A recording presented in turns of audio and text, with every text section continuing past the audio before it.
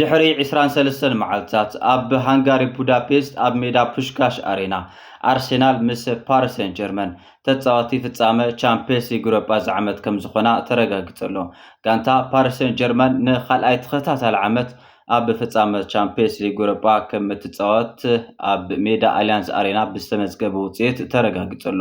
ሎማዓንቲ ምሸት ኣብ ሜዳ አሊያንስ ኣሬና ምስ ባየር ሙኒክ ካልኣይ እግረ ጸወታ ዘካየደት ጋንታ ፓሪስ ሰን ጀርመን ቀዲማ ብደምቤለ መንገዲ ብዝቆፀረታ ጎል ንኣብዝሓ ክፋል እቲ ጸወታ 1-0 ዝመርሐት ኮይና ጋንታ ባየር ሙኒክ ድማ እቲ ኩዕሶ ቁፅር ዝበለፀት ኮይና ግን ድማ ፍረ ክተፍርይ ከኣለትን ጋንታ ፓሪስ ሰን ጀርመን ድማ ብልክዕ ጥንቃቐ ዝተመልኦ ጸወታ እያ እናፀወተት ነይራ።